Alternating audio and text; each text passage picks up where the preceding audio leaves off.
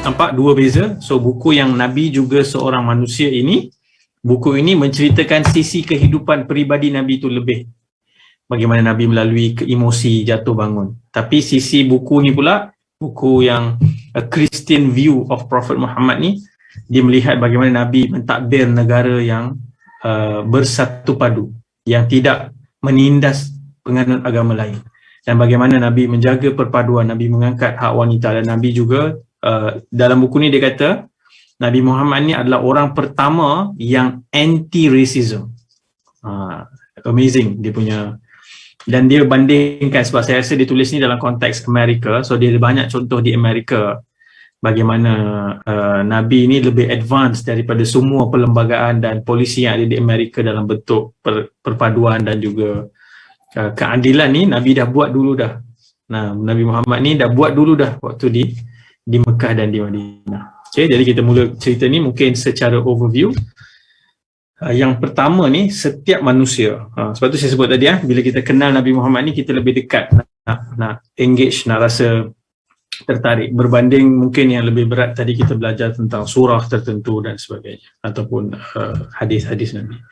So Nabi ni seorang manusia yang lahir, bukan macam sebahagian agama yang bila kita cakap dia tu adalah satu ikutan yang utama dalam agama tu, maka kita letakkan dia di tahap keajaiban yang pelik-pelik, kan? Lahir dalam keadaan even sebahagian orang yang menggambarkan Nabi Muhammad pun suka pergi cerita benda pelik-pelik yang sebenarnya tak betul. Lahir keadaan dalam sujud, datang turun daripada bumi misalnya, daripada langit. So benda-benda magic sangat. Tak ada. Nabi lahir sebagai seorang anak yatim. Ayah Nabi meninggal pada ketika Nabi dalam kandungan 2 bulan. Dalam kandungan ibunya 2 bulan Nabi sudah kehilangan ayah, sebab ayah Nabi ni Abdullah nama dia. Abdullah tu hamba Allah. So penting kita faham, orang Arab dulu percaya Allah, tapi mereka menyembah berhala sebagai perantaraan. Mereka kata takkanlah kita direct boleh hubung dengan Tuhan, mestilah kena ada operator tengah tu, mestilah kena ada middleman. So Islam datang dengan idea tak perlu ada middleman. Allah bagi akses direct kepada semua hamba, dari sudut cintanya, dari sudut kasih sayangnya, semua direct. Doa pun direct.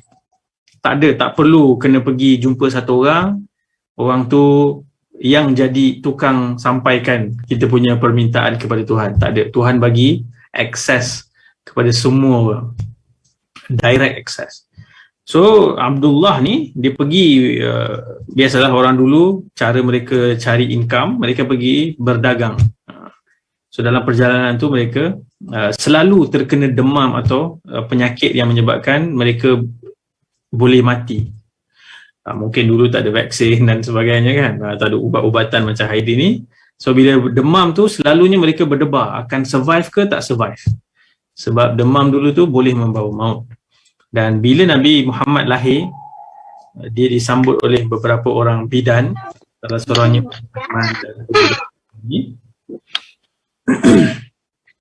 waktu Nabi lahir sallallahu alaihi wasallam, satu riwayat yang kita boleh kata macam kuatlah, yang bukan pelik sangat, adalah ibu punya cerita, Aminah, ibu Nabi Muhammad ni nama dia Aminah, yang mana tentulah sebelum itu mereka tidak lagi memeluk Islam, sebab Nabi belum datang dengan agama Islam lagi pada ketika itu. Dia lahir, dia kata pregnancy dia sangat senang, kehamilan dia sangat senang, dan kelahiran dia juga sangat senang, dan dia melihat seolah-olah ada cahaya yang cerah terpancar seketika Nabi Muhammad lahir. Itulah yang paling amazing pun yang diceritakan oleh Aminah. Dan apabila Nabi membesar, dulu culture dia bila lahir, disebabkan kota Mekah tu tempat trade, tempat busy macam Kuala Lumpur, macam Johor kan, tempat orang banyak travel datang, banyak penyakit, kemudian bahasa pun tak bersih, bahasa campur aduk, bahasa rojak kan. So budaya Arab waktu tu, mereka akan hantar anak-anak ni pergi ke kampung pedalaman. Okay, mereka akan hantar pergi kampung pedalaman sebab mereka nak udara bersih, anak sihat. Sebab apa? Sekali lagi dulu bayi lahir senang mati sebab kena penyakit. Dulu Malaysia pun macam tu. Tahun 1950, 57 dan ke belakang sebelum merdeka, kadar kematian bayi ketika lahir tinggi hampir 50% di Malaysia. Kemudian adalah teknologi ubat-ubatan, vaksin dan sebagainya. Hari ini normalnya baby akan survive, sebahagian kecil disebabkan isu tertentu akan meninggal. Dulu terbalik. Dulu selalunya baby ni diorang tak tahu akan hidup ke tak. So satu cara orang Arab ni dia hantar pergi ke mana? Pergi ke kampung pedalaman. So Nabi ni sebagai orang yang membawa ajaran agama yang hari ini dianuti oleh 1 bilion lebih, hampir 2 bilion manusia, dan sejak 1400 tahun ni semakin bertambah pengikutnya. Nabi lahir sebagai seorang yatim dan lahir dalam keadaan keluarga yang tidak berpendapatan, tidak ada ayah. Sebab tu dulu orang-orang daripada kampung pedalaman ni diorang ada trip pergi bandar cari baby untuk disusukan. Sebab siapa dapat baby, dia boleh dapat income kontrak 2 tahun. Sebab menyusu ni 2 tahun kan. So dia boleh lock kontrak. So dulu mereka datang ramai-ramai ke Mekah, semua ibu susuan ni dah dapat baby, 1 baby je mereka tak nak ambil. Iaitulah Nabi Muhammad ni. Tak ada orang nak ambil. Sebab siapa nak bayar? Ayah dia tak ada. So tinggallah seorang wanita nama dia Halimatus Sa'diyah. Halimah. Ingat senang je lah, Halimah. As-Sa'diyah tu kampung dia, nama perkampungan Bani Sa'ad. So Halimah ni dia datang, anak dia pun tak cukup susu, ternakan dia semua kemarau tak cukup susu, tumbuh-tumbuhan tak jadi, semua susah. Dia kata takkanlah datang jauh-jauh macam ni, tak ambil baby. Ambil lah. Dia kata moga Allah merahmatilah. Kita ambil lah walaupun dia anak yatim. So bila Nabi diambil oleh Halimah, bawa balik ke kampung, tiba-tiba susunya penuh. Hanya kawasan rumah dia sahaja yang subur, kambing-kambing dia, unta-unta dia semua sihat. Orang lain semua tak macam tu. So pada peringkat awal lagi mereka nampak adanya, kita panggil barakah. Barakah ni blessing. Walaupun dia tak dapat payment, tapi dengan menyusukan Nabi Muhammad ni, hidup dia jadi better. Hidup dia lebih baik, lebih prosper, lebih senang. Sehinggalah Nabi Muhammad ni, dia sebenarnya jaga 2 tahun je. Tapi sebab Halimah rasa seronok sangat susukan Nabi Muhammad ni, dia pergi jumpa mak dia, minta sikit extension lah, tambah lagi kontrak 2 tahun. So dia dapat jaga Nabi Muhammad 4 tahun. Nabi membesar di kawasan pedalaman perkampungan Bani Sa'ad. Dan lepas itulah dia kembali kepada ibunya pada usia lebih kurang 5 tahun. Tapi malangnya Nabi ni dia diuji dengan sangat berat daripada kecil lagi. Lahir-lahir dah yatim. Kemudian baru dia kembali kepada ibunya. Ibunya buat apa? Ibunya bawa Nabi ni pergi ke Madinah. Sebab itu kampung dia ada banyak saudara mara. Macam kita lah.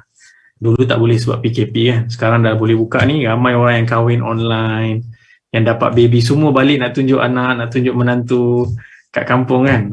So dulu macam tu juga. So dia nak bawa balik Nabi Muhammad, jumpa dengan ni Pak Su, Pak Ngah, alhamdulillah semua segala macam pak dan mak yang ada di kampung tu ditunjuk. On the way balik ke Mekah, ibu Nabi Muhammad pula jatuh sakit dan meninggal. Nabi Muhammad pada ketika itu usia 6 tahun, experience melihat ibunya meninggal di depan matanya. So sangat traumatik. Umur 6 tahun dah rasa kesedihan demi kesedihan. Kemudian dia dijaga oleh atuknya orang besar ni. Orang yang terkenal, ternama di kota Mekah, Abdul Muttalib. Tapi itu pun tak lama, 2 tahun sempat jaga, kemudian atuknya juga meninggal. So daripada satu tangan ke satu tangan, Nabi dijaga oleh orang-orang yang berbeza sepanjang waktu Nabi membesar. Dan bila dia, atuknya meninggal, Nabi dipindahkan hak jagaannya kepada nama dia Abu Talib. Abu Talib walaupun orang senior, sebab kita susah nak faham. Kalau kita kat sini, orang tu kalau dia senior dan dia ada nama, dia selalunya kaya lah. Tapi dulu lain. Dia mungkin orang ternama, orang yang dihormati, tapi dia miskin. Abu Talib ni miskin. So waktu muda lagi, Nabi dah kena pergi kerja sebagai pengembala kambing. Pengembala kambing. So ada waktu ni Nabi cerita, dah lama dah waktu Nabi dah kat Madinah. Sahabat-sahabat Nabi ni dia suka dengar Nabi cerita, dulu macam mana? Wahai Rasulullah, kau lahir kat mana? Siapa adik-adik kau? Ada adik-adik tak? Dia orang suka tanya soalan-soalan tu. So Nabi cerita salah satu pengalaman Nabi. Nabi kata, Nabi sebut begini, Nabi kata semua Nabi, semua prophets, Isa, ada yang sebut Jesus kan, itu English biblical punya term, Musa, Nuh, apa saja nama Nabi-Nabi yang kita kenal, semuanya Nabi kata mestilah pernah jadi pengembala kambing. Dalam bahasa Arabnya, ma min nabi illa ra'il ghanam. Tidak ada Nabi melainkan dia adalah pengembala kambing. So sahabat Nabi ni tanya, oh kau pun pengembala kambing ke wahai Rasulullah dulu? Ya, aku pun mengembala kambing dan aku dapat bayaran beberapa kirat. Kirat ni macam beberapa sen je lah. Dulu mereka bayar macam tu, kadang-kadang mereka bayar yang kismis je ataupun buah tamal je. Tapi kenapa Nabi lalui itu? Sebab Allah nak train Nabi. Waktu ni tak ada siapa tahu dia Nabi. Ibunya tidak tahu, Halimah tidak tahu, pakciknya tidak tahu, datuknya. Sebab tu ramai orang tak tulis pun. Kita ada sikit dia cerita sewaktu Nabi muda. Sebab waktu tu orang tak perasan. Macam sekarang lah, kalau anak kita ni satu masa nanti akan jadi Perdana Menteri, kita tak tahulah dia akan jadi Perdana Menteri sekarang. Tapi nanti dia dah jadi Perdana Menteri, barulah alamak. Waktu kecil dia dulu apa pengalaman dia lagi yang kita nak tulis biografi dia kan. So macam tu Nabi Muhammad. So bila Nabi dah sampai ke tahap usia 20-an begitu, 25, Nabi mula buat bisnes. Ini penting nanti kita akan sebut. Pengalaman Nabi waktu kecil ni sangat penting untuk kita appreciate bahawa Nabi ni membesar sebagai seorang manusia biasa. Nabi tidak ada cita-cita politik, Nabi tidak ada impian nak jadi presiden. Sebab ramai orang yang sebahagiannya cuba menuduh, kata dia sebenarnya dah plan dah dari dulu nak jadi apa? Nak jadi orang yang paling masyhur, paling famous, paling berkuasa, dan untuk jadi itu dia claim diri dia jadi Nabi. Nanti kita akan dengar macam mana itu adalah satu perkara yang impossible. Okay? So Nabi jadi businessman lah, budak muda kan. Hari ni kita ada istilah apa? Young entrepreneurs, startup, buka company kecil-kecil, niaga kan. So bila Nabi start berniaga, nama Nabi naik dalam market. Terkenal sebab satu skill dia power, satu lagi Nabi sangat jujur. Ini penting kena take note ni, jujur ni. So Nabi sangat jujur sehingga namanya famous. Kalau dulu ada LinkedIn ke, social media ke, profile dia tu popular lah, orang suka, oh bagus dia ni, bagus. So satu hari ada seorang wanita namanya Khadijah. Khadijah ni adalah orang pertama yang memeluk Islam apabila Islam diturunkan nanti. Orang pertama, bukan wanita pertama tapi manusia pertama. Okay. So Khadijah ni dia investor, dia ada banyaklah syarikat dan dia cari CEO yang boleh run company dia lah. So satu masa dia buat iklan lah, dia cari siapa saya nak hire CEO ni. So ramai orang recommend, boleh ni, Muhammad ni bagus. So dia pun invest satu trip pergi ke Syam. Syam hari ni Syria, Lebanon, Jordan. Saya pergi belajar Jordan tu, itu Syam. Kita panggil Syam. So Nabi pergi dan balik, Nabi tunjukkan account. Biasanya orang akan ambil duit sikit, ambil duit tepi, buat negotiation, deal-deal belakang, ambil extra commission, tipu bos lah, tipu investor, declare untung tak banyak tapi rupanya yang tak banyak tu banyak masuk kocek dia. Tapi Nabi ni tunjuk semua exactly, properly, semua audited, semua clean, dan sales Khadijah waktu tu double. Dan dia kata, wow, amazing. So kena ingat ni, so nama Nabi bukan orang yang tak ada keupayaan, tak ada kemahiran. Nabi was a brilliant young businessman. Dan dia juga high level of integrity. Dia ada high level of integrity.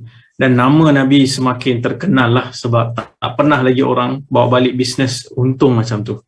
So sejak hari tu, Khadijah juga dah jatuh cinta lah dengan Nabi Muhammad ni. Waktu ni Khadijah umur 40 Dia dah pernah berkahwin, suami dia dah meninggal. Dia juga ada anak-anak daripada perkahwinan pertama. Dan ramai orang-orang kaya di Mekah tu propose dekat dia nak kahwin dengan dia. Of course lah, sebab dia kalau kahwin dengan dia, kita bolehlah enjoy hidup, banyak duit ni. Dia ada banyak stok, dia ada banyak cash. Tapi dia yang memilih, dia kata saya tak nak ni, saya nak cari lelaki yang baik.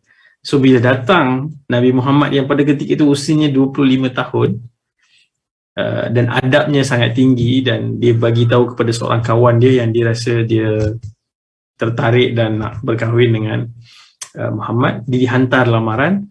Rupanya Nabi Muhammad juga tertarik dengan kepribadian Khadijah yang sangat baik budi pekertinya, dan of course sangat cantik. Itu semua berbeza mengikut mata masing-masing lah. Bila kita sebut cantik tu, selalunya dalam konteks kita macam itulah, kena pakai kosmetik ni kan. Ni tak, kita by nature Allah SWT ciptakan semua kita cantik, dan of course lah dia mengikut mata yang melihat. Bukan semua orang kena cakap kita cantik baru kita cantik, ataupun seorang kritik je kita rasa kita tak cantik, ataupun handsome kan. So apa berlaku? Mereka berkahwin, dan pada ketika itu umur 25 25 sampai 40, ada berapa tahun? 15 tahun. Tak ada banyak cerita pun dalam sirah tentang apa Nabi buat, tapi ada satu tema yang penting. Semua Arab Quraisy, walaupun tidak ada Muslim, seorang pun tak ada Muslim waktu tu, of course, tapi dia ada satu golongan kita panggil Hanifiyah.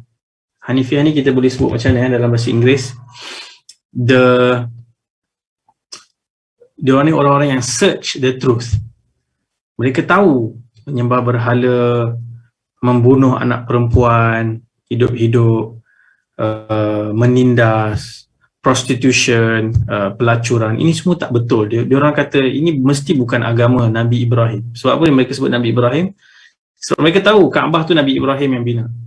Kemudian dah diubah, sebab Arab Quraisy ni dia tunggang agama. Dia gunakan Kaabah dan haji ni untuk buat duit. Dia bukan untuk tujuan nak orang sembah Tuhan tu. Dia dapat banyak duit. So dia buat rules, contohnya okey, siapa nak tawaf kat Kaabah ni kena beli kain kafan brand sekian-sekian. Kalau tak boleh mampu beli brand ni, tak payah pakai apa-apa, telanjang je lah bertawaf. Sebab tu kita baca dulu Arab Quraisy ada yang tawaf dalam keadaan telanjang, sebab dia telah dikomersialkan dan hanya orang elit yang dapat enjoy certain kind of privileges kat situ. So ada golongan yang searcher ni, orang yang mencari kebenaran ni, ada beberapa orang yang terkenal. Nanti Nabi akan jumpa dengan salah seorang, Waraqah ibn Nawfal. Okay, ingat namanya, Waraqah ibn Nawfal. So Nabi juga bila semakin matang, semakin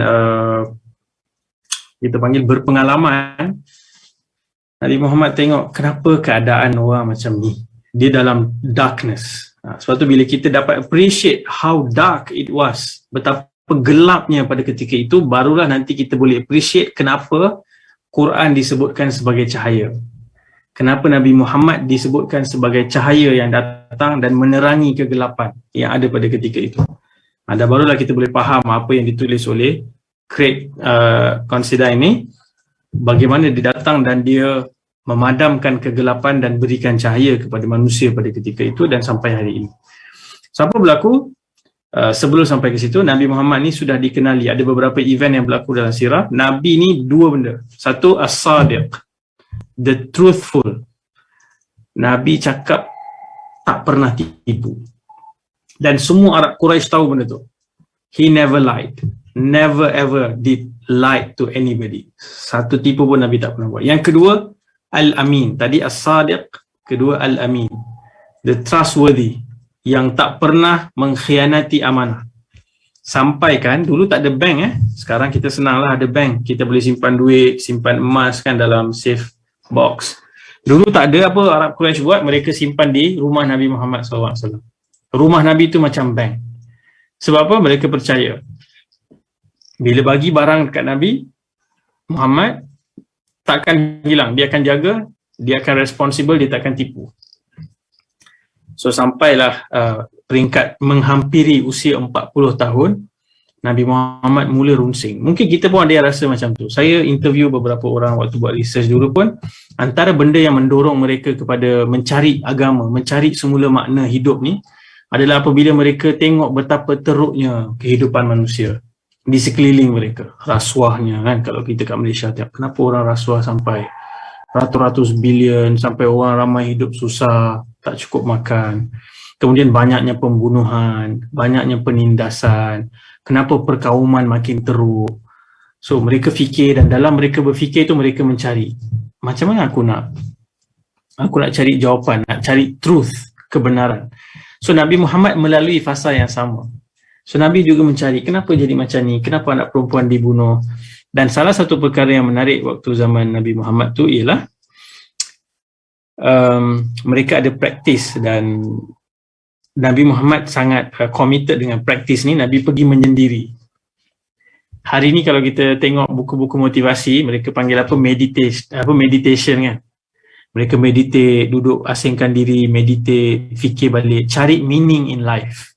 Ada ramai juga sebenarnya sahabat-sahabat mungkin ada pengalaman juga, bila kita fikir mati, kita fikir satu masa nanti aku akan mati, so aku akan pergi mana.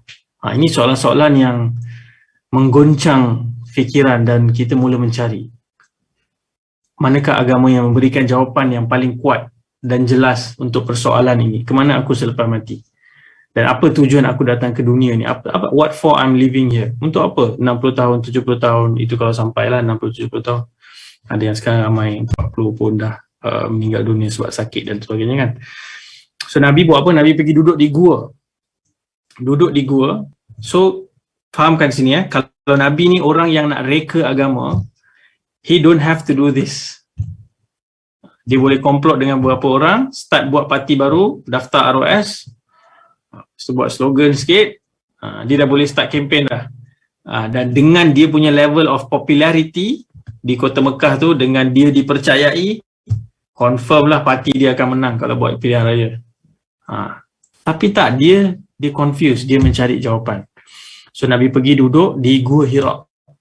Siapa pernah pergi? Saya ingat ada mungkin rakan-rakan yang pernah pergi. Saya Alhamdulillah segala puji dan syukur kepada Allah beberapa kali berpeluang. Dan bila kita pergi naik ke Gua Hira tu, Gua Hira ni a very small cave, dan dia sebenarnya boleh duduk seorang je. Dan position dia kalau kita duduk jauh, lebih kurang 10-15 km dari Kota Mekah, dari Kaabah tu, jauh. Dan daripada tempat duduk di Gua Hira tu, yang akan nampak straight ke bawah tu adalah Kaabah, tapi jauh lah. Sekarang ni dengan lampu masjid yang spotlight, ada menara jam yang tinggi tu, sangat indah lah kalau kita tengok daripada duduk di Gua Hira tu. So Nabi duduk di situ dan Nabi berfikir tentang kaum dia. He was thinking about his people. Bukan nak ambil kesempatan nak jadi kaya atau nak dapat kuasa, tapi Nabi fikir macam mana aku nak bantu dia orang ni semua, dan dia rasa ini bukan cara sepatutnya bagaimana kita hidup. There must be a better way. So ketika itulah, selepas 6 bulan Nabi mimpi, Nabi mimpi apa? Nabi lihat satu benda berlaku dalam mimpi. Esok tu mimpi tu jadi sebiji macam dalam mimpi. So for 6 months that happened. Somehow Allah sedang bagi signal, you are going through a strange experience, pengalaman yang agak pelik pada ketika itu. In preparing, something besar akan turun. Sampailah pada waktu malaikat Jibril turun. Malaikat Jibril ni yang membawa wahyu kepada semua prophet sebelum ni. Jesus, Moses, semua prophet ni yang dapat wahyu, dia datang daripada malaikat Jibril. So malaikat Jibril datang dan peluk Nabi dengan begitu kuat sehingga Nabi macam dah tak boleh nafas. Kemudian dilepaskan, dia kata Iqra, bacalah. So Nabi kata ma'ana biqari, aku tak boleh baca. Baca apa? Sekali lagi dipeluk, kali kedua, sampai tak tahan nafas, sekali lagi Jibril kata Iqra, baca. Kata baca apa? Aku tak boleh baca. Ma'ana biqari, kata Nabi Muhammad. Dan kali ketiga sekali lagi dia buat macam tu, dan Nabi kata aku tak boleh baca. Pada ketika itulah turun ayat yang pertama, Iqra bismi rabbikal ladzi khalaq. Tu bacalah dengan nama Tuhan ataupun Master, Rabb yang menciptakan. So that was the very first time berlaku kontak antara langit dan bumi selepas lebih 600 tahun. Last prophet sebelum Nabi was Jesus, Nabi Isa alaihissalam. And kalau kita baca sejarah, kita tahu Nabi Isa diangkat naik ke langit. From of course Islamic perspective, dia akan diturunkan di akhir zaman nanti. Dia akan kembali dan dia akan bersama memperjuangkan kebenaran, dan orang-orang beriman akan bersama dengan Nabi Isa. Tapi sekarang Nabi Isa ada di langit, dan selepas Nabi Isa diangkat ke langit 600 tahun tu tak ada Nabi, tak ada guidance turun. So sampailah dunia jadi gelap, kejam, zalim, rosak, kotor selama 600 tahun ni, kemudian turun wahyu, cahaya yang baru. So kalau Nabi ni dia plan nak jadi Nabi, sepatutnya dia buat macam mana? Dia kata, yes, finally sudah dapat wahyu. Sekarang dah boleh start projek dah. Tak. Nabi terkejut, Nabi takut, Nabi lari turun daripada gunung, sekuat hati lari balik rumah. Pergi kepada Khadijah radhiyallahu anha. Semoga Allah merahmati Khadijah. Dan suruh selimutkan. Kalau orang tu nak propa jadi raja, nak jadi orang terkenal, buat apa dia jadi macam ni? Takut. Kan? Dia tak tahu apa yang berlaku. Sehingga dia kata, Nabi kata, aku takut apa yang berlaku pada diri aku ni. Entah aku dirasuk jin, entah aku diganggu syaitan. Kan? Sehingga Khadijah bagi tahu, no, takkan, sama sekali takkan, Tuhan takkan buatkan macam tu. Sebab apa? Ini penting. Ini profil penting ni, sebab orang selalu nak cerita Islam ni bermula daripada wahyu ke depan. Tapi kena ingat, wahyu ni 23 tahun je turun. Nabi dapat wahyu umur 40, meninggal umur 63. Ini 23 tahun. Tapi kalau kita tengok, masa yang lebih panjang dalam hidup Nabi ni 40 tahun ni. So Allah prepare Nabi Muhammad 40 tahun dengan dua sifat yang paling penting. Bercakap benar dan juga orang yang jujur. Dan dia juga orang yang sangat membantu dan meringankan kesusahan orang lain. Khadijah cakap, takkan Tuhan akan menyakiti engkau sebab engkau ni sentiasa membantu orang miskin. Engkau menanggung beban orang-orang yang susah.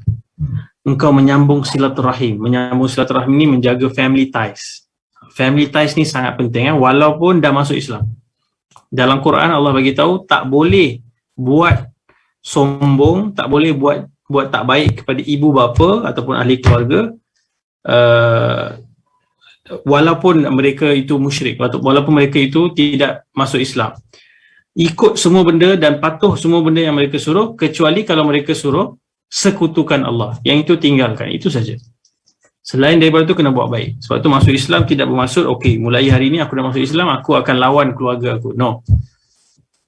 Masuk Islam lagilah kena buat baik dengan keluarga. So Nabi Muhammad masuk Islam, dapat Islam. Khadijah memberitahu tak mungkin Tuhan akan menyakiti ataupun kita panggil apa, menghinakan Nabi Muhammad begitu. Dan kemudian mereka masih blur. Kenapa apa jadi what happened last night? So Khadijah tahu dia kena tanya dekat siapa. She was an intelligent woman, of course. So dia kata kena tanya dekat Waraqah. Waraqah ibn Naufal. Waraqah ni siapa? Ni salah seorang searcher dari tu yang mencari kebenaran. So dia ni macam Kristian separuh, Yahudi separuh. Sebab dia jumpa sebahagian kebenaran daripada agama terdahulu tu, dia jumpa kat Kristian punya scriptures dan dia jumpa dekat Yahudi punya scriptures. Lepas tu dia kind of tak boleh decide.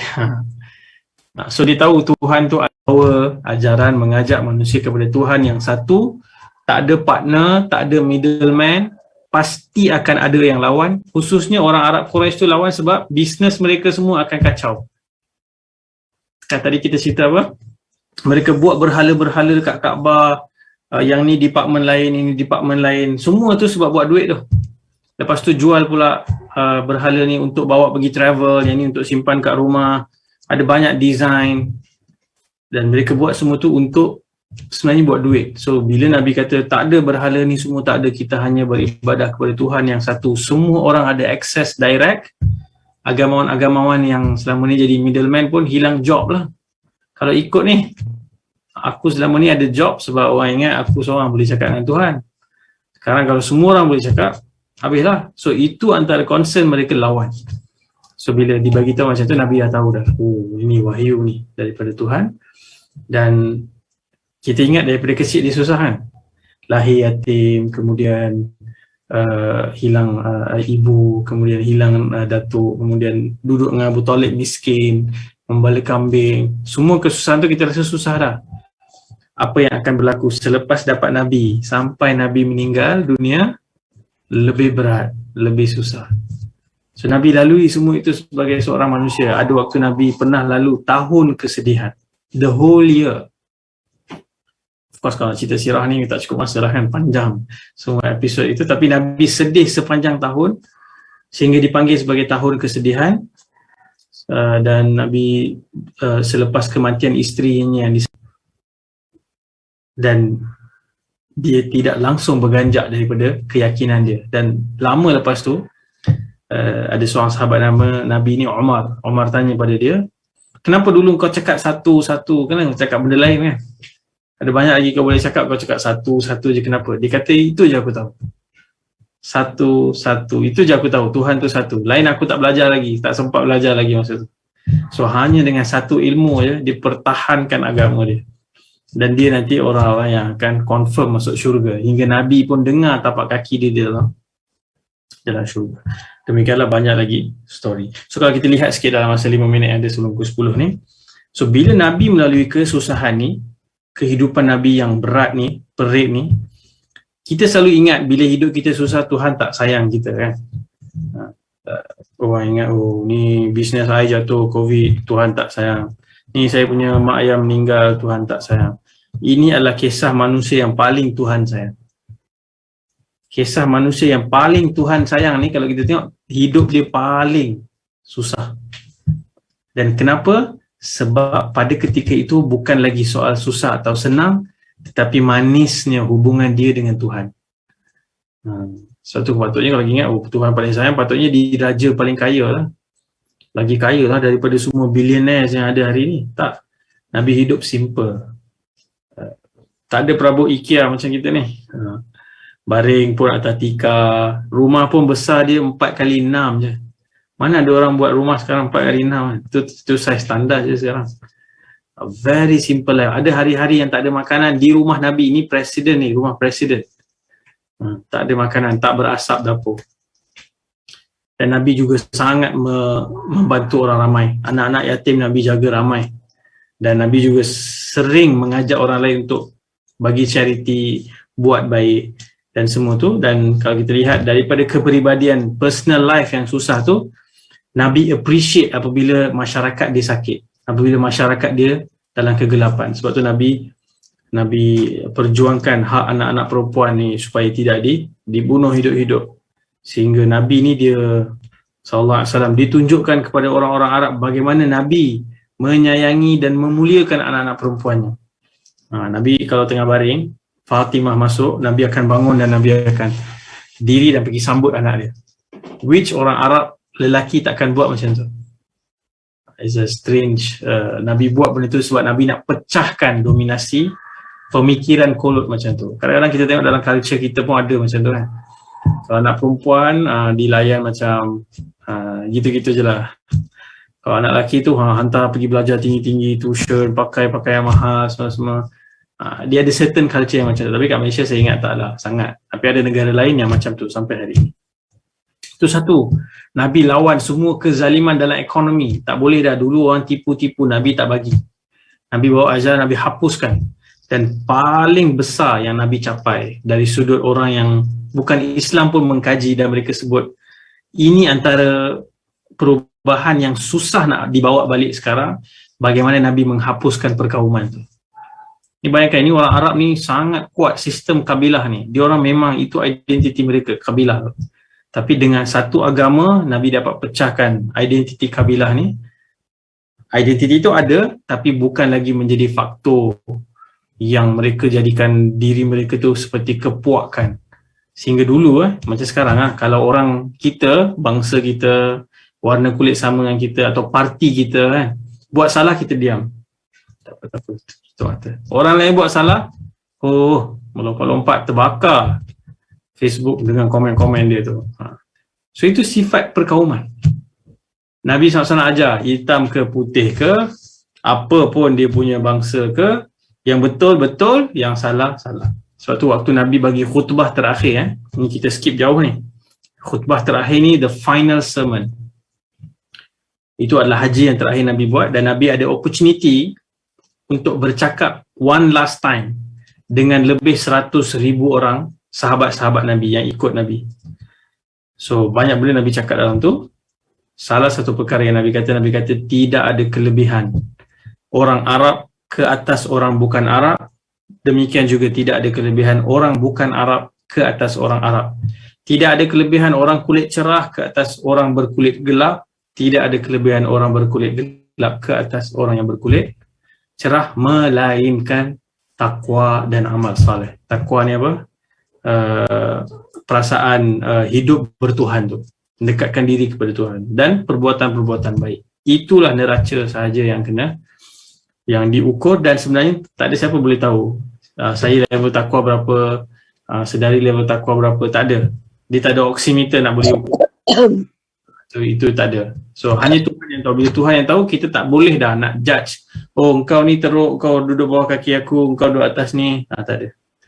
Dan one thing, last thing yang mungkin saya boleh teringat ni nak sebut juga, sampai ke tahap Nabi punya sensitif, Nabi jaga supaya jangan jadi satu bangsa yang golongan atasan bila buat salah dia lepas, undang-undang tak terkena kat dia.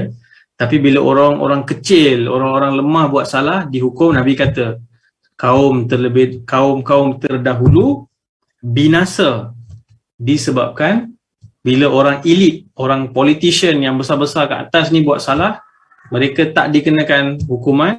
Tapi bila orang lemah yang kecil-kecil ni, kan baru ni pun kita tengok ada ibu anak 9 orang kena hukum gantung mati kan, sebab ada dadah kan dengan dia.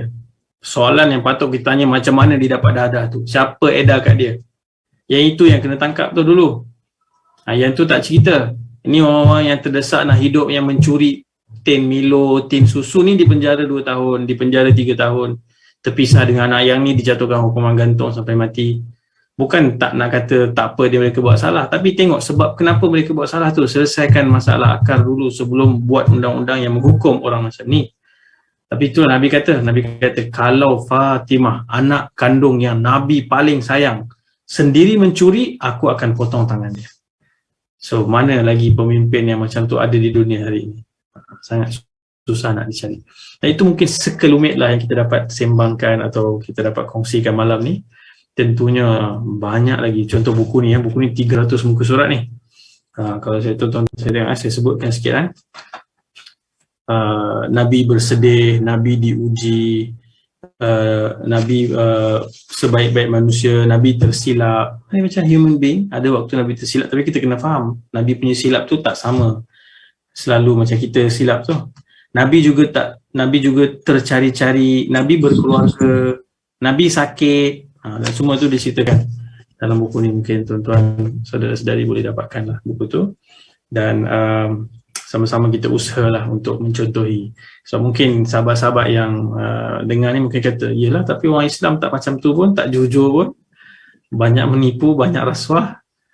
Itu masalah orang Islam lah, bukan masalah Islam. Suatu orang Islam pun menjadi sebab kenapa hari ni orang tak nampak keindahan Islam, sebahagiannya lah, bukan semua kan. Sebab dia orang yang mencuri, dia orang yang buat benda-benda yang merosakkan imej agama dan imej Rasulullah Muhammad SAW. Jadi mungkin itu dulu saya kembalikan untuk sesi